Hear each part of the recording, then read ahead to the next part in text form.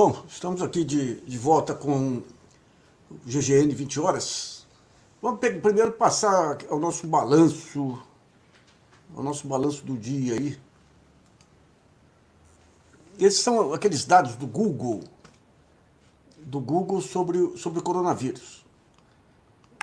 O Brasil ele já está, aqui a proporção de casos confirmados por 1 milhão de habitantes, já está em 314.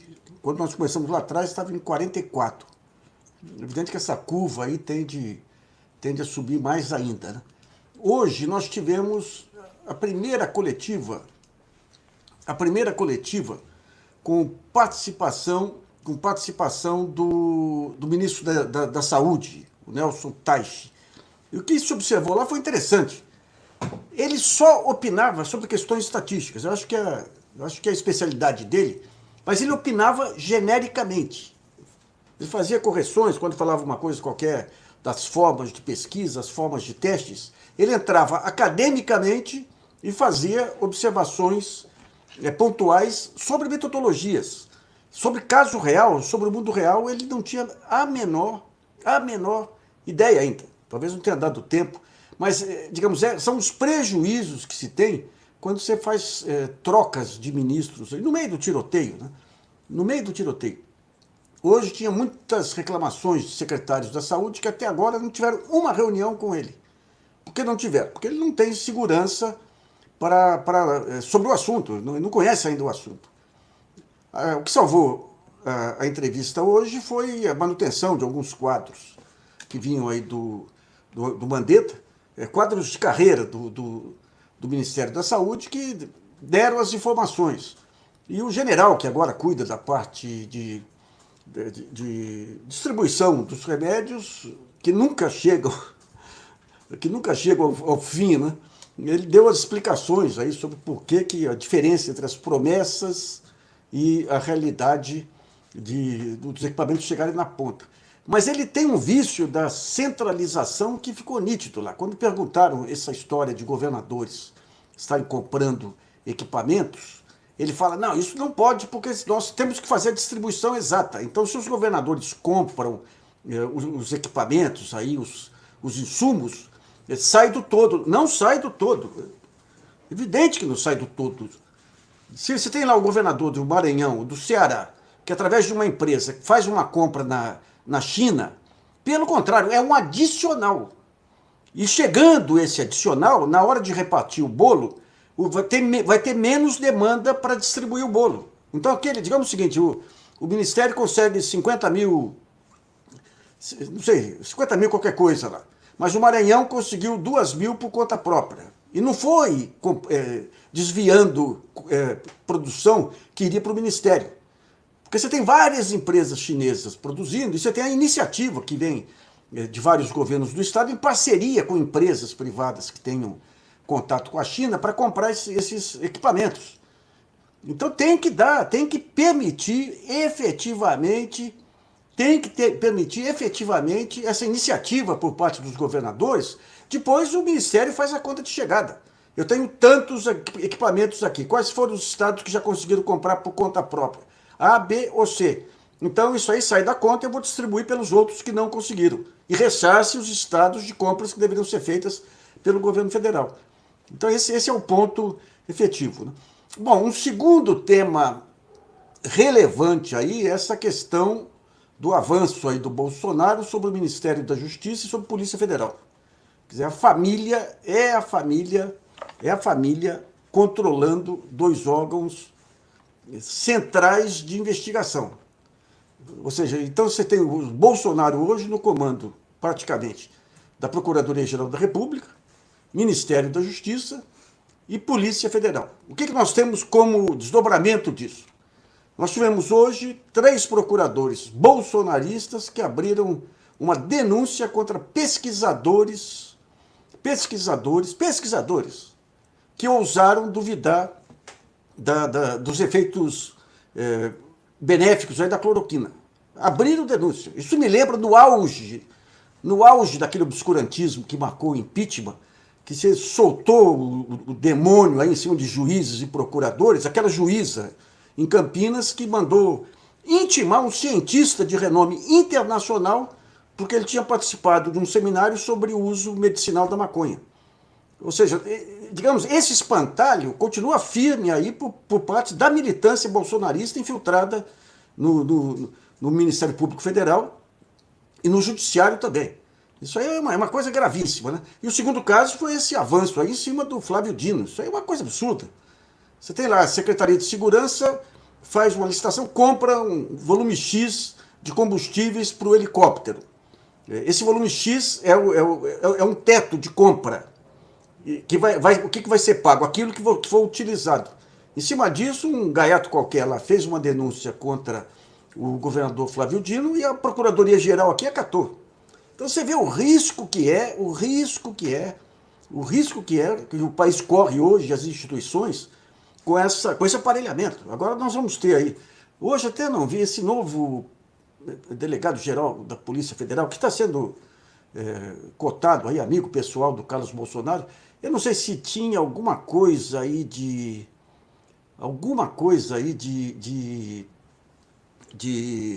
fake ou não, um perfil que apareceu aí com ele falando. Não vamos dar crédito ainda não, vamos confirmar se é o perfil dele oficial no Twitter. Aparentemente é, porque tinha 26, 27 mil seguidores lá. Ele falando que agora, com Deus, pela pátria, aquele negócio todo, nós vamos atuar. Gente, e por acaso eu vi também uma entrevista do Luiz Roberto Barroso para o Jota, é inacreditável. O Barroso, eu não sei se a superficialidade é tão grande assim, ou essa estrutura, esquema de poder em torno da Lava Jato. O retrato que ele traça do Brasil, e o jornalista, quando questionava que a realidade não batia, ele falava, não, a diferença é que vocês, jornalistas, têm que pensar no dia a dia. E nós é que pensamos no futuro. É de uma superficialidade. Um sujeito que tinha como guru o Flávio Rocha aí do Grupo Riachuelo, um sujeito que diz que o mundo vai caminhar agora para ter menos Estado e tudo, ajudou a desmontar o Estado Social, e agora o mundo inteiro voltando para se pensar no combate à miséria. E ele fala, agora tem que voltar ao combate das desigualdades, a miséria. Ele não fala coisa com coisa. Como é que você vê a igualdade e a miséria? Reconstruindo aquilo que ele ajudou a destruir. Olha, eu posso ter implicância, mas esses falsos, essa hipocrisia superficial. Antes o Gilmar lá, que mudou de posição algumas vezes, mas é sólido na defesa do que ele defende. Não é essa coisa água, esse ministro água, de pensamento água. Né? E a propósito dessa questão dos Bolsonaros e tudo, eu fiz um thread hoje no Twitter, mostrando as contribuições que o GGN deu para tentativa de elucidação aí do caso Bolsonaro e caso Marielle. Bom, depois eu tento jogar o link aí. Então veja o seguinte, no dia 28 de outubro de 2019, o Jornal Nacional divulgou aquele depoimento do porteiro do condomínio Vivendas da Barra, que o motorista Elcio de Queiroz tinha pedido para ir na casa do Bolsonaro, lembra? Daí o Bolsonaro reagiu com um live colérico, ameaçando caçar a concessão da Globo, e o filho de manhã, o filho Carlos, apresentou um vídeo mostrando que o sistema telefônico, lá naquela hora que o sujeito entrou, ele tinha pedido a casa do Rony Lessa e não a do Bolsonaro. Né? E o que aconteceu? O Jornal Nacional recuou na época lá, e nesse recuo aceitou o álibi do Bolsonaro, que ele estava em Brasília, logo estando em Brasília, ele não podia ter recebido a ligação do telefone. Nós fizemos aqui um conjunto de matérias, e no dia 31, 3 dias depois, nós trouxemos informações exclusivas sobre o sistema de telefonia do condomínio, que permite a transferência de chamadas para celulares. Ou seja, essa informação desmontava o álibi do Bolsonaro, mas foi ignorado pela mídia. No mesmo dia, denunciamos o risco aí do estado de exceção quando o PGR e o ministro da Justiça, Sérgio Moro, mandaram a Polícia Federal pressionar o porteiro do condomínio, alegando aí, invocando a Lei de Segurança Nacional. Daí nós pedimos um trabalho colaborativo para os leitores. Nós publicamos a tela que o Carlos Bolsonaro tinha mostrado para tentar ver qual o sistema de telefonia que estava na tela do computador. Então foi bem interessante, porque alguns dias depois, isso aqui nós fizemos no dia 1/11. No dia 5/11 veio a informação que um blog do Rio de Janeiro publicou esse demonstrativo de receita e despesa do condomínio, nele o pagamento pelo aluguel do sistema de telefonia. Nós pegamos o sistema indicado nesse relatório, fomos até o site da empresa e era um sistema, seu celular vira um ramal, custo zero entre ramais, comprovando tudo aquilo que nós dizíamos. E no dia 10/11, a prova definitiva. Nós pegamos a segunda live aí a segunda gravação do Carlos Bolsonaro com o sistema, onde ele mostrava que tal hora a chamada foi para a casa do Rony Lessa. Depois questionaram, acho que foi a Veja. Não, mas lá naquela tela tem às 17 horas uma chamada para a casa 58. E ele mostra nessa chamada a casa 58 e o porteiro falando: seu Carlos, aqui é o Uber para o senhor. Desmontando totalmente o álibi dele de que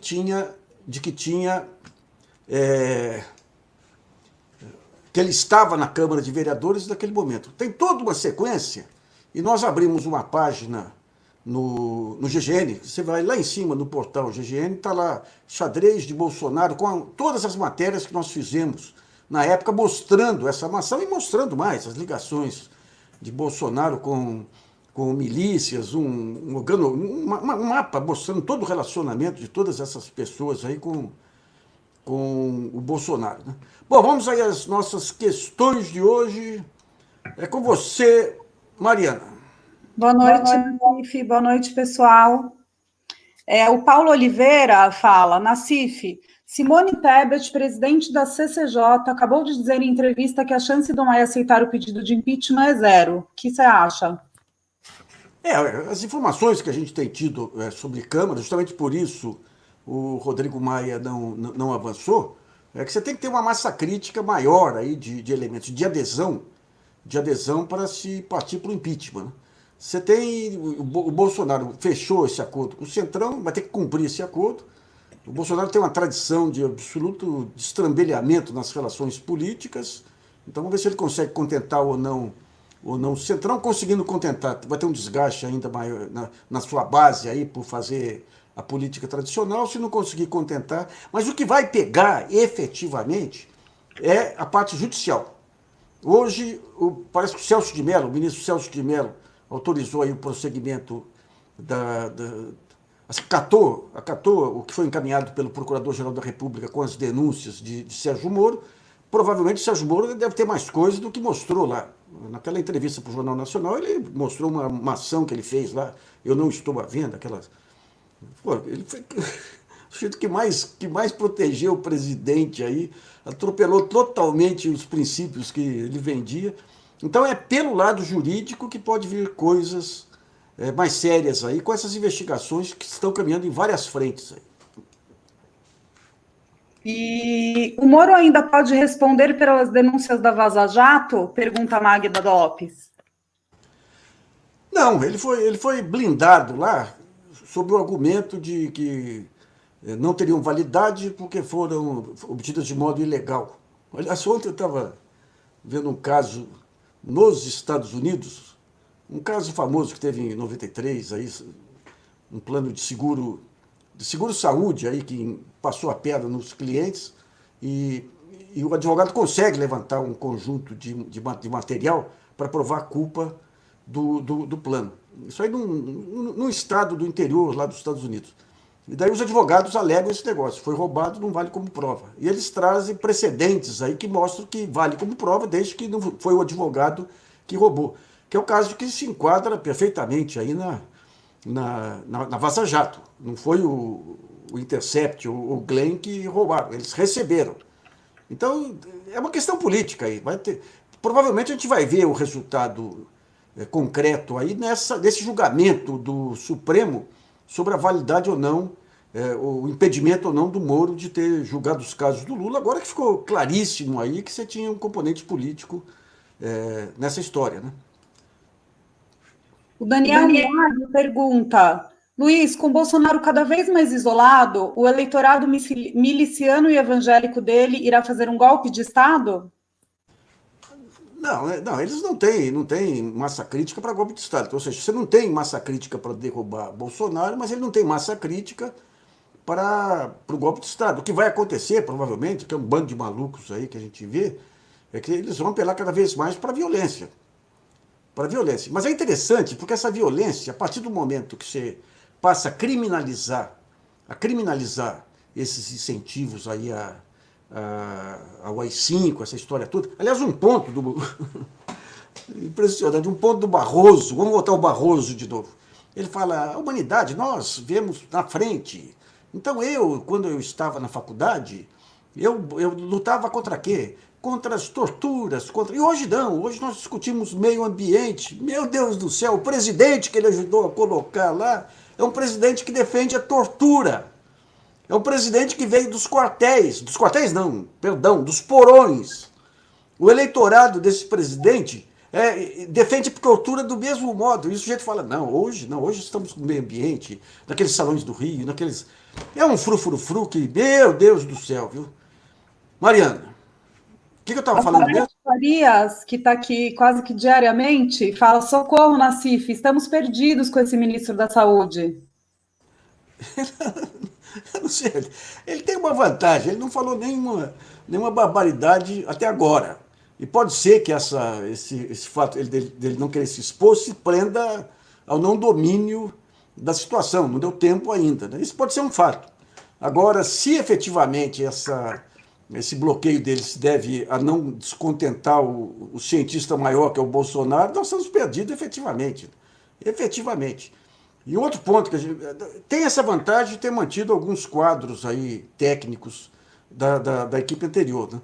Que já cá para nós, hein? São quadros que têm o conhecimento da máquina lá, mas estavam a incapacidade de conduzir as operações. Nesse sentido, a entrada do general lá com essa questão de logística pode ajudar.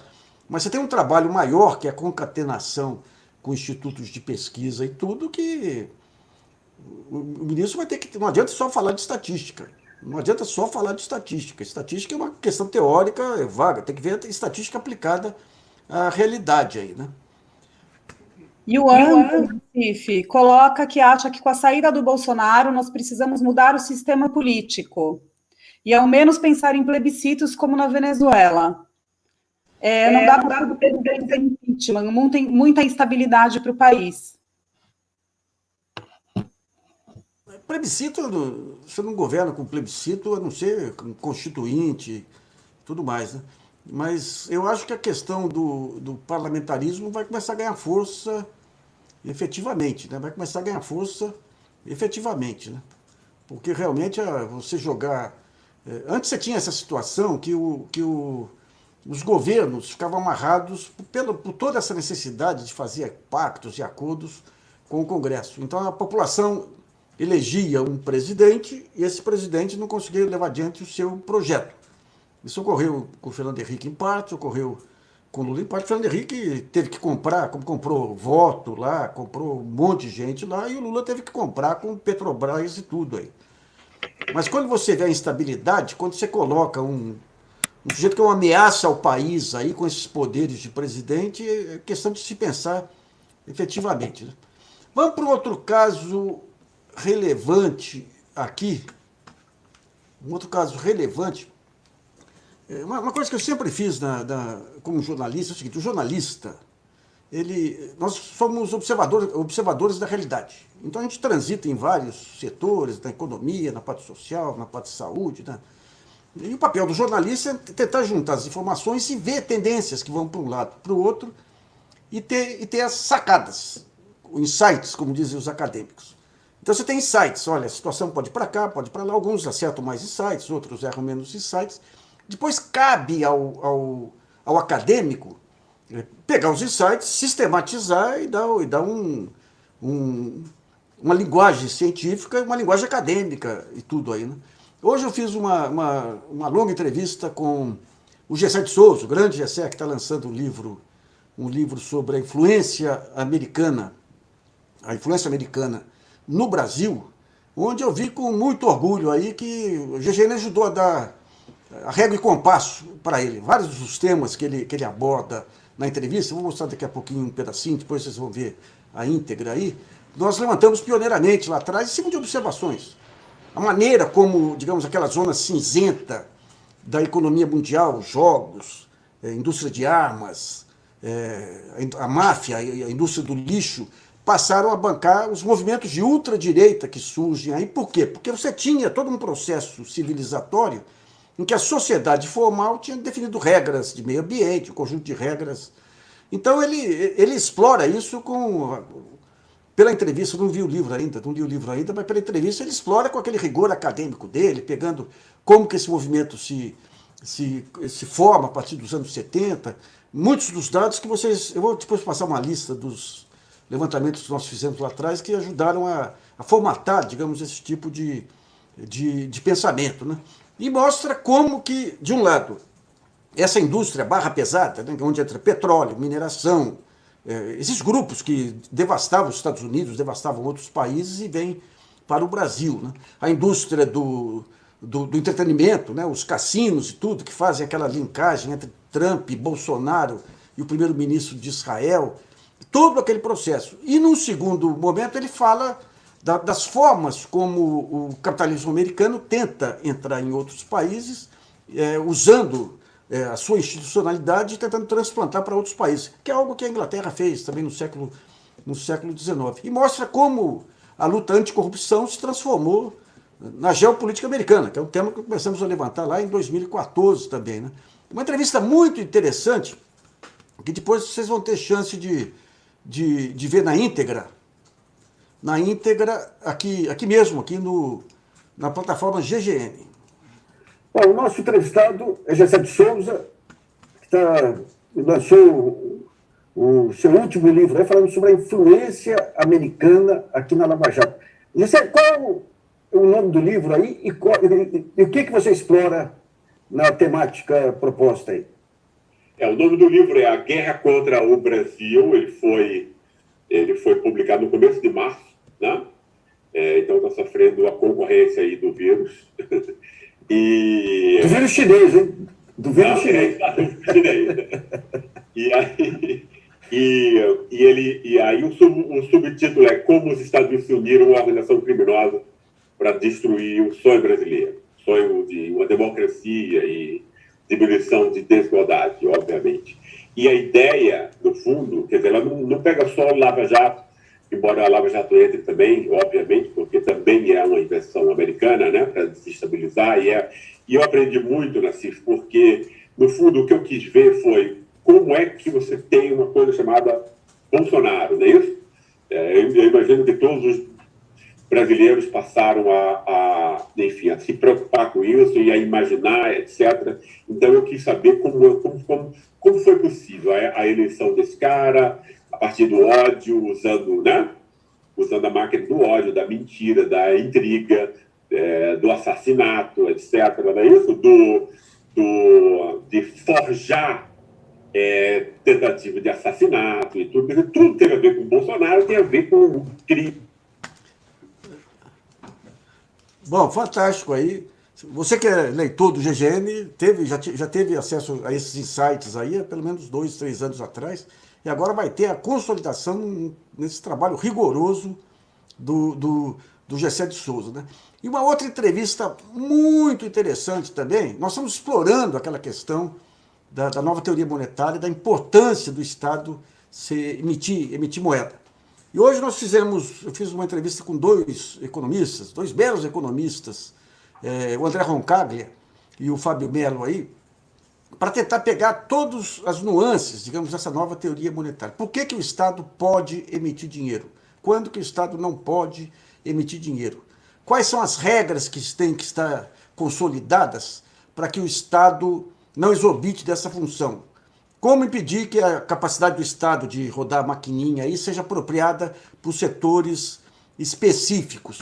Recomendo também vocês ouvirem depois a íntegra dessa entrevista, que estão bem interessantes. Aqui, ó, bem interessantes aí para Tá, filho. Eu queria ver com o Fábio, porque há um consenso de que precisa ter gastos públicos. Gastos públicos você pode ter via emissão de títulos, de dívida ou emissão de moeda. Vendo de fora, assim, a emissão de título cria muito mais vulnerabilidade que a emissão de moeda. Quais as restrições que se pode colocar à emissão de moedas? Já que a inflação, com a economia que sangue, assim, a inflação não é ameaça. Quais são as restrições que você vê? Nós temos hoje, Luiz, efetivamente uma restrição que o André comentou, que é a restrição institucional, né? O artigo 167 da Constituição Federal proíbe o financiamento monetário do Tesouro Nacional pelo Banco Central. Portanto, a gente tem uma restrição que é de ordem jurídica, que é de ordem legal. Mas, olhando economicamente, portanto, deixando à parte a questão jurídica, tá? O que nós podemos ter, e a MMT coloca isso bem, é uma restrição do âmbito real, tá? Que você já comentou, Luiz. A gente não tem, nesse instante, essa restrição. Pelo contrário, a gente tem um espaço, tá, para o emprego de demanda pública muito grande. Nosso desemprego é alto e está aumentando. Depois eu recomendo a vocês aí... acompanhem atentamente essa discussão que vai entrar na mídia daqui. A mídia sempre é um efeito manada, né? Enquanto você tem que primeiro... Às vezes lembra um pouco coluna social, né? A coluna social tem um sujeito lá, quer entrar na coluna social, daí quando consegue entrar na primeira coluna, daí os outros correm lá, daí dão espaço em toda a coluna social. O jornalismo brasileiro, principalmente, é muito esse movimento, o que é in, o que é out. Então, enquanto, digamos, os fatos vão se impor, a nova teoria monetária, essa questão da emissão de moedas vai se impor, não tem outra alternativa. Até lá, você vai ter lá os comentaristas, né? Precisamos ver a lei do teto. Agora, é interessante essa parte institucional, porque quando veio o Plano Real, a primeira coisa que os economistas fizeram foi a parte institucional. Você tinha o Conselho Monetário Nacional, que tinha representantes de vários setores da economia, tinha um Gerdau, um Abílio, pegando indústria, pegando comércio, eles acabaram com tudo aí, só mercado. E o Copom passou a seguir só mercado, só as projeções de inflação e de PIB, nem de PIB, acompanha o PIB, mas só as projeções de inflação. Então os fatos vão se impor, essa questão da emissão monetária vai ser a única alternativa, daí quando virar moda, daí você vai ver o pessoal já colocando como se fosse cristão de primeira hora. Vamos voltar para Mariana. O Michel Silva, na CIF, te parabeniza, fala: admiro muito seu trabalho e espero que mais pessoas participem para fortalecer a importância e seriedade do que você nos proporciona com suas análises.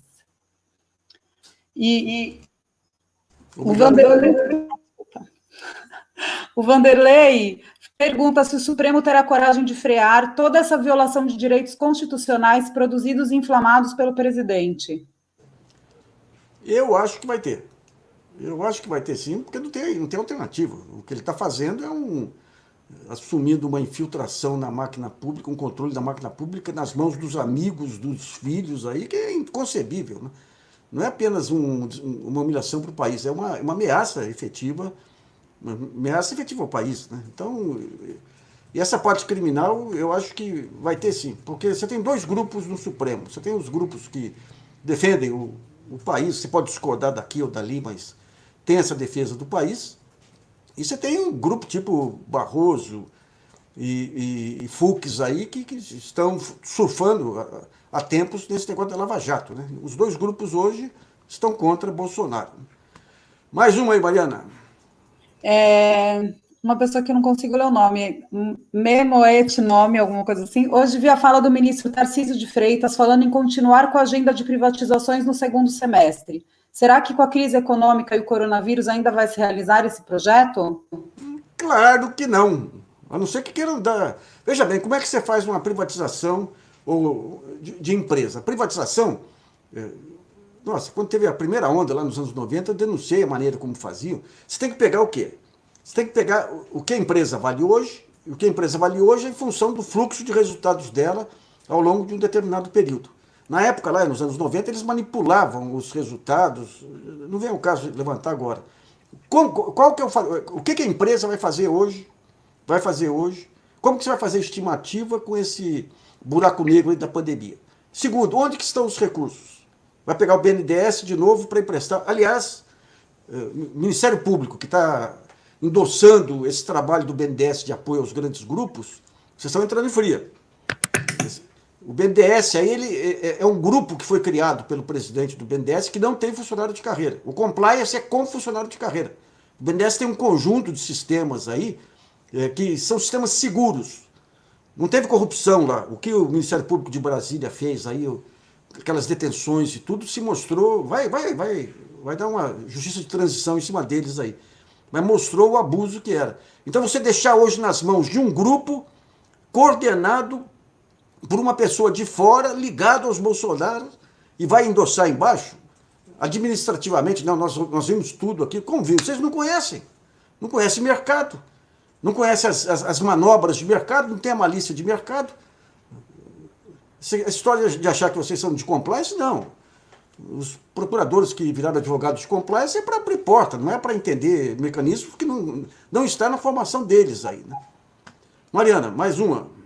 O André Luiz pergunta, fala que gostaria muito de saber se os agentes públicos responsáveis constitucionalmente por fiscalizar e coibir os abusos, arbitrariedades e crimes do executivo serão responsabilizados pelas omissões.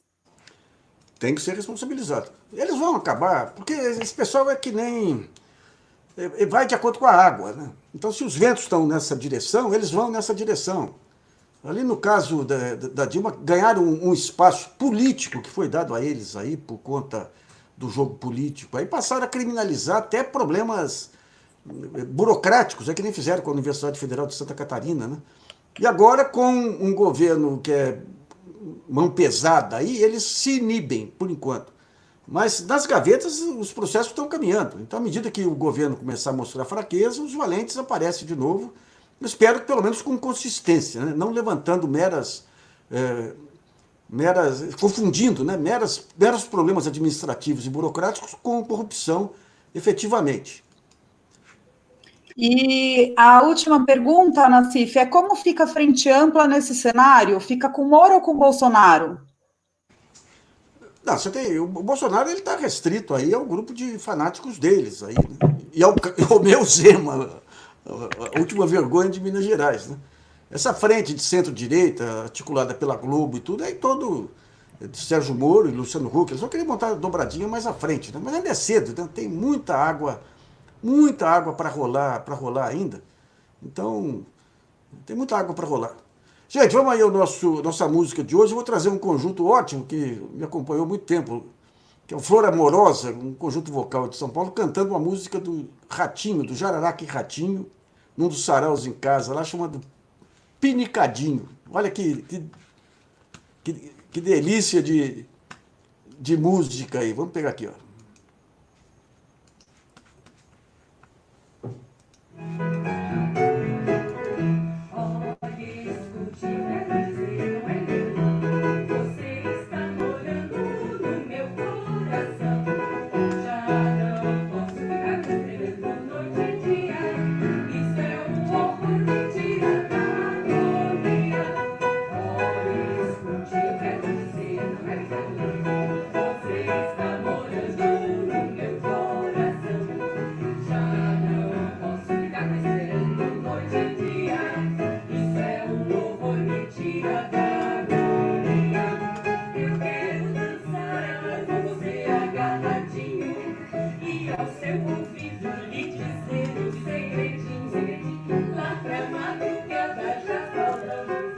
Olha que delícia, pessoal. E o piano é a grande Dudá, grande pianeira, no melhor sentido, e arranjadora. Bom, ficamos por aqui. Um bom fim de noite para vocês. Mariana, até mais. Boa semana, pessoal. Até mais logo.